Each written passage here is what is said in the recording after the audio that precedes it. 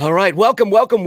This is one of my favorite segments. This is Inspiration with Nazzy, and this is a great one today too. If you're new to the Inspiration family, I have people on. We have our video podcast, and it's powered by Infinite Health Family Chiropractic, and I have people on who are part of the community, local people. We have local police officers, firemen. I've had authors on. I've had athletes, people who are doing their best to help and make the community a better place. Now, these next two people joining me right now, they are two of my dearest and best friends. We've got Martha and Paul Dickey in the house. Martha and Paul, how are you guys? We're good, Nazzy. How are you? Very good. Great.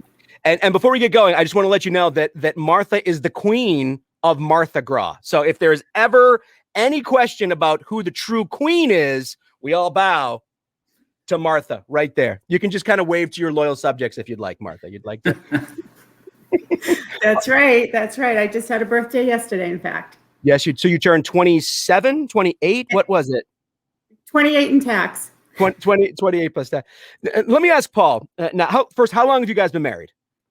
26 years. Oh, wait, get a little bit closer. What did you say, 20? 26. 26 years. Good.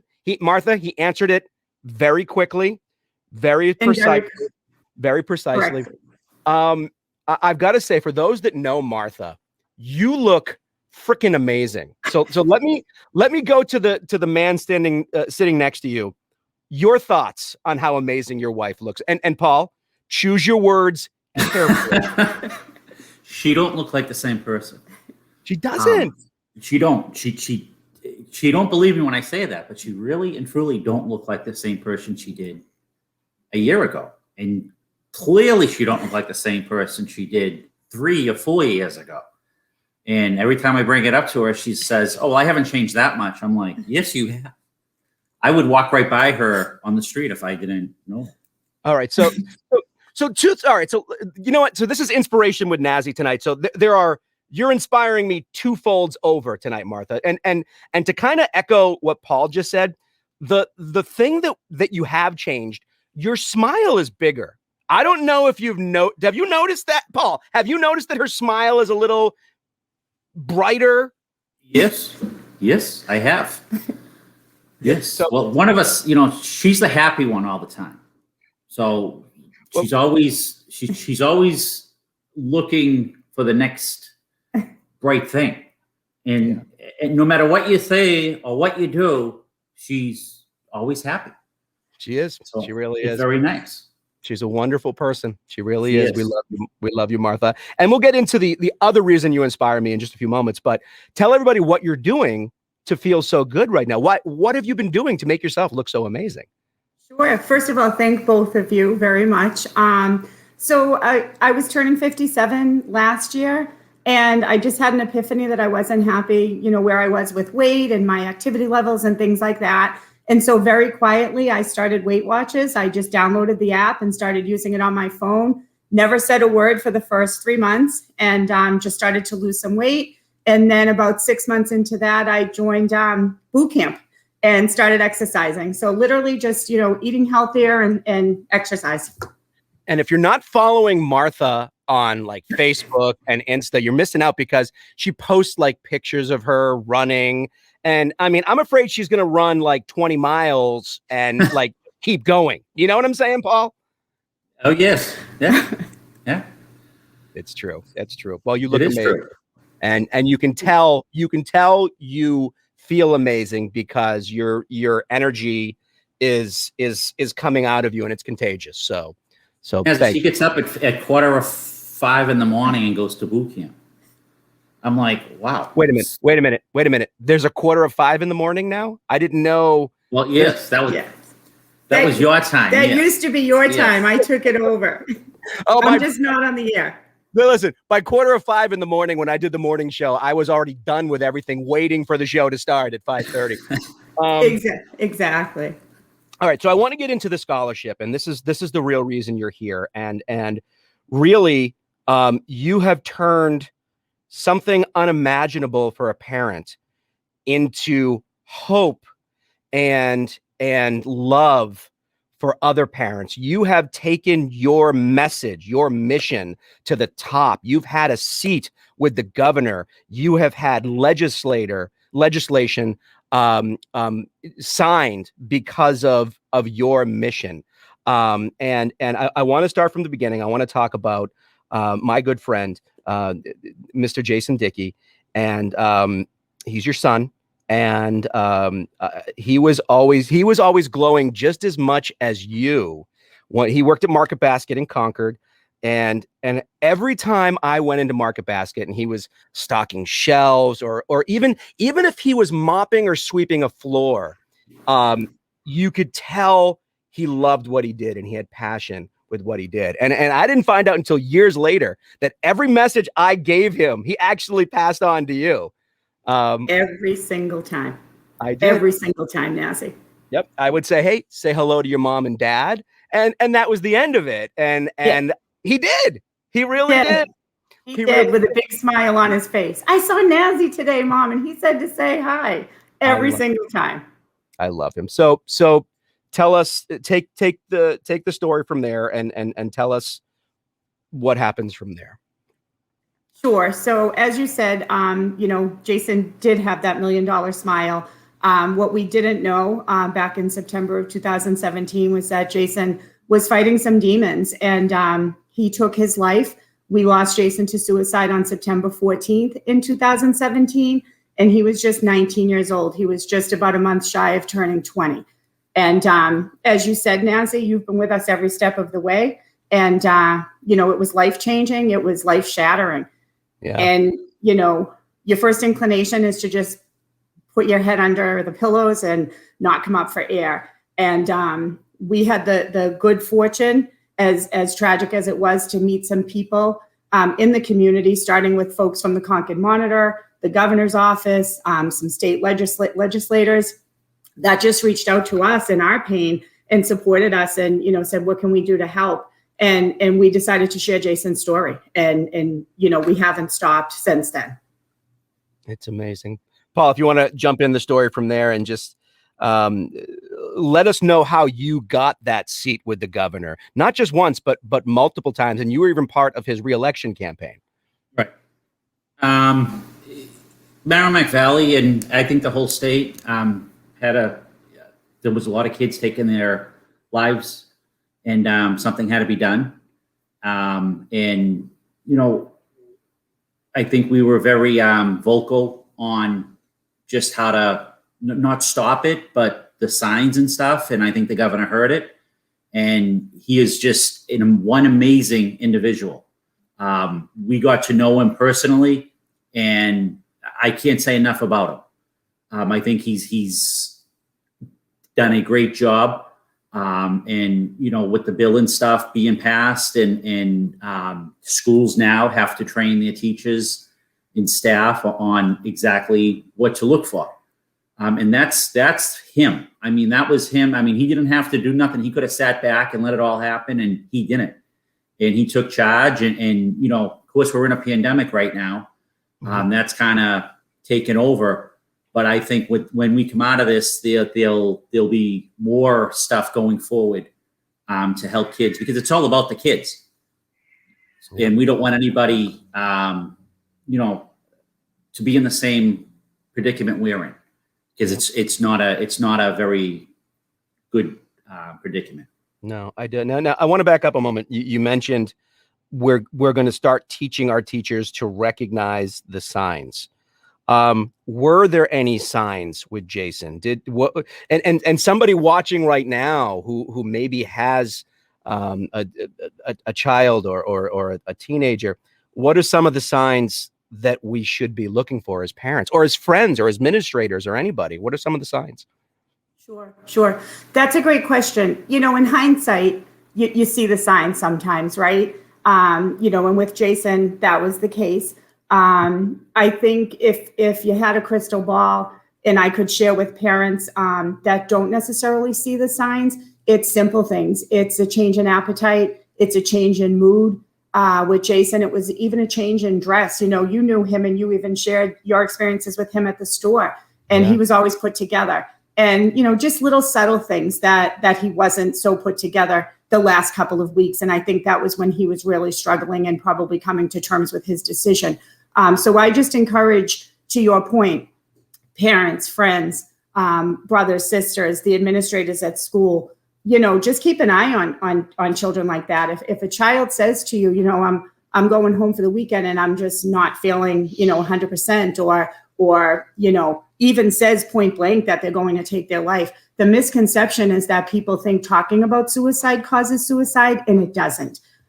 There's so many wonderful resources in this community, anything from the school districts to NAMI, New Hampshire, the 800 lines. There's so much help for people. And I think boys in particular need to know that it's okay to share those emotions, and that it's okay to not be okay, and lean in and on each other.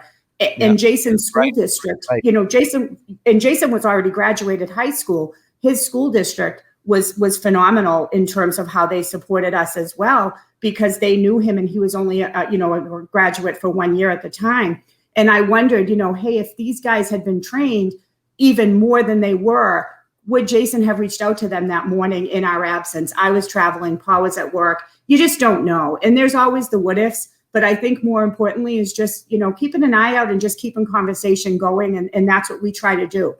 We've supported many people through some dark moments in the last 3 years that have reached out to us because of the advocacy work that we do. And that's really why we're doing it, Nazzy. Like I said, we could have buried our heads in the sand and processed our loss privately. Yeah. And that just didn't feel like the right way to go for us. And so, we had that support, and we opened our arms to it. Paul, talk a little bit about the support that you've received from around the country. Martha just talked about some other people that you guys have helped through some dark days. Talk about the support that you've received from around the country. We got a lot of letters, and we still get letters that just people that have lost children and what they're going through. And they're going through the same thing we're going through. And it's comforting to know that somebody else feels the same way. And it's not a good feeling. But the support that we've had from across the country, but right here in New Hampshire, it's just been amazing. From just people we know to people we don't know to the governor. I mean, it's just even yourself. I mean, everybody has just came together and supported us. And to me, there's no feeling in the world that could ever replace that, because we would never have that or known the how many people really cared until something like that happened. Mm-hmm. And I always say, if Jason knew exactly what this would do and how many people it would have affected, he would have, I don't think he meant to do it, but I think he would have been really surprised to see the outcome. And how many people actually miss him and go see him every single day. So, I mean, I remember the, and I'm getting choked up just talking about this. I remember the wake that we went to. It was standing room only. Just so many wonderful people from all walks of life were there to pay tribute to him. I mean, 450 people showed up in a 2-hour time span. I mean, that there speaks, and it wasn't just friends of ours. It was most of them friends of his. Yeah. And just different points in his life. He had just people that he met and touched. And we've heard stories even today that people will come up and say, "Oh, I remember Jason in Market Basket," or "He helped me move." And you kind of look and say, "What do you mean he helped you move?" Yeah, he helped. And just the kid had such a huge heart. And he did. He really and truly did. Yeah. And I know, a lot of people, most people would say, "Oh, my children are great." But he really did. He was enjoying everything that was to enjoy. And that's why it was such a shock when this happened, because there was really no signs. Nope. And, he had everything. He had a full-time job. He had a brand new car. He had friends that just for miles. I mean, just he was loved. He had two he great was parents. very loved. Comes from a great, beautiful family that I've celebrated milestones with you guys many times. He's got a great family, a big, beautiful family. I mean, that was one of the hardest funerals that I've been to, and unfortunately, that's not the first, and I hope it's the last that I have to go to say goodbye to a young person who hasn't started. And one thing that I do on the air, and I will say it again right now, I am very open about the fact that I speak to a therapist, that I get counseling. I think everybody should get counseling, whether or not you think you're doing okay. It's we eat right, we exercise, we go to bed, we take our vitamins. Our mental health should be another thing that we exercise and work out. And I like what you said too, Paul, about the fact that guys don't open up about our feelings. And I think that's something that we as men should work on, because we have feelings too. Yep. And I'm going to tell you a story. About 2 weeks ago, I went into a store. I don't want to name what store. It was a big department store. And I wasn't feeling all that great, and I went to the checkout line. And the person at the checkout line, I don't know who it was. They were so nice and smile on their face, and just their whole attitude, it put me into a good mood. And I want people to think about that, because you don't know what the other person that you're sitting in the room with, or you're going down the street, what they're going through. A smile or just saying hello goes a long way. And I'm not saying, you have to buy them breakfast or nothing, but just be nice. And that's going a long way. You could change the course of somebody's entire day by just going like this. Absolutely. Yeah. Absolutely. And I mean, I don't have a smile on my face 90% of the time. But if somebody needs my help, I'm there. Yeah. If someone calls me and wants to get something, I'll listen. Yeah. And a lot of people don't do that. And that's all somebody might need is just that smile and say, good morning. That puts someone in a good mood. I couldn't believe when I left, I was such in a great mood. I was like, wow, my whole day swapped. And I was like, so I want people to remember that if you're having a bad day, you don't know what the other person's going through, and just say good morning. Just say good morning. Good afternoon. Yep. So I want to talk about this wonderful, wonderful scholarship that you have going on right now. I see Martha proudly posting it on her social. I see Paul, I see your kids, I see your friends. Tell us how we can be part of the Jason Dickey Memorial Scholarship Fund, which I'm so proud of. Sure, thank you. That was actually unveiled in a situation much like this with you, when it was first established, you and our good friend Erin.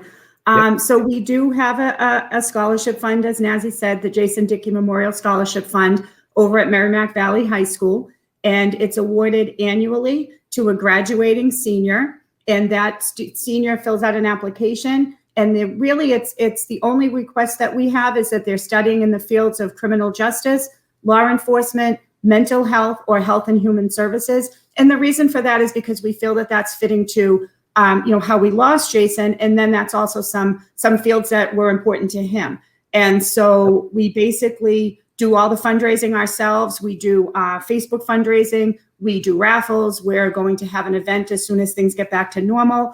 And, people are welcome to make donations to that. They're welcome to reach out to us for an application, which they can also get at the guidance department at MV.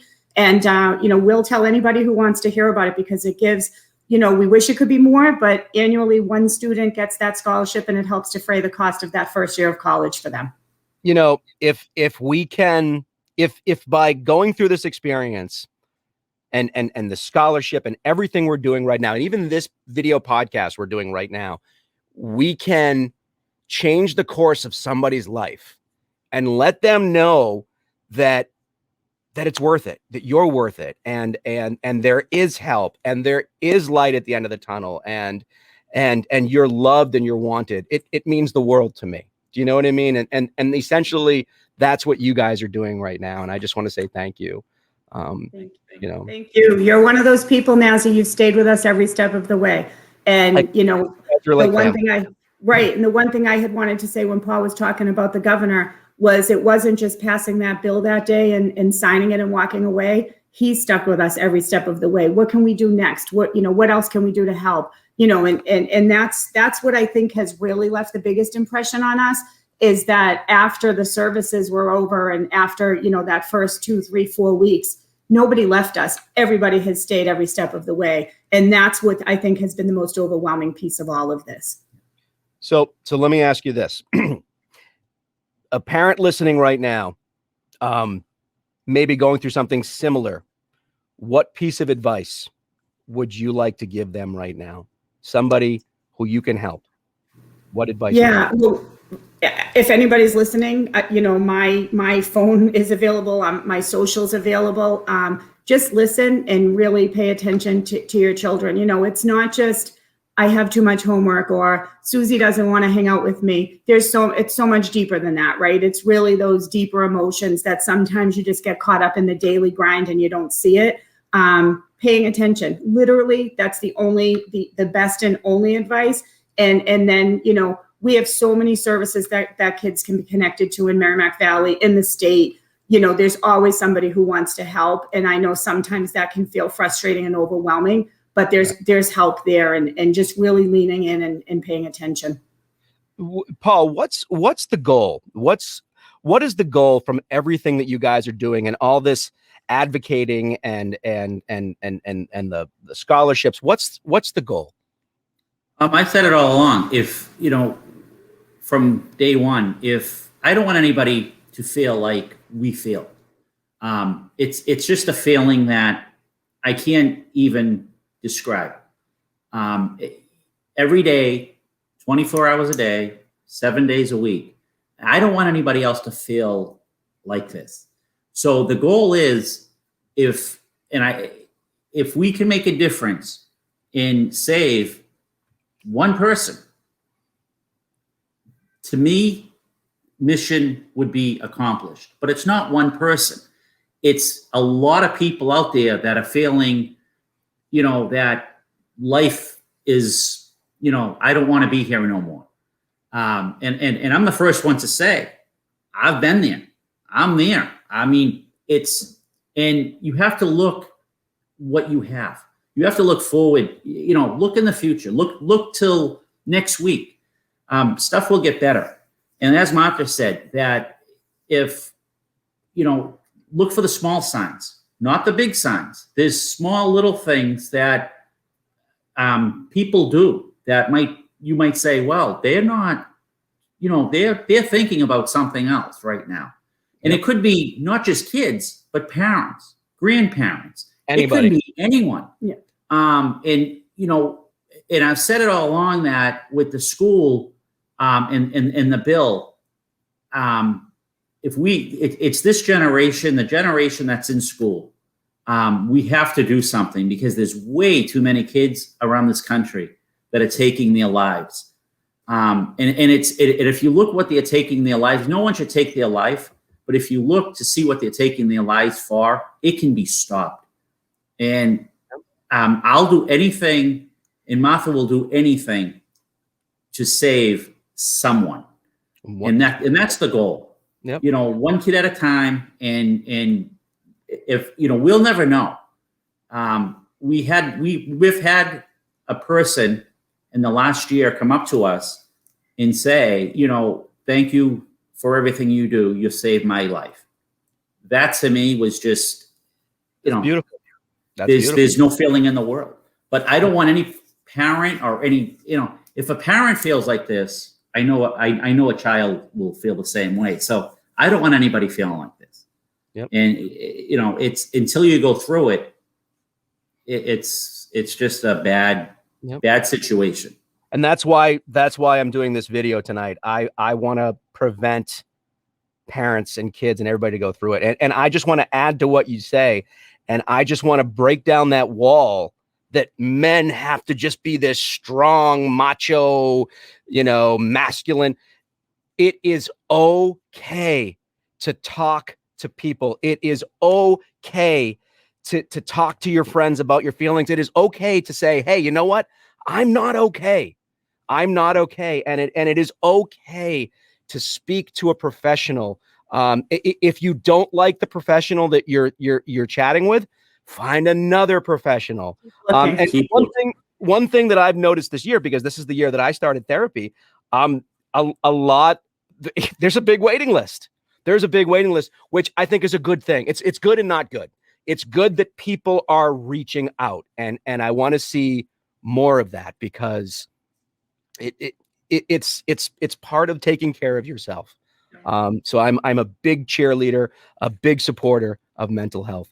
Thank you. And I just want to add, when the governor a couple of weeks ago said to the schools that, he wanted them open, he wasn't kind of saying, well, the pandemic's over, or I'm going to crack the whip.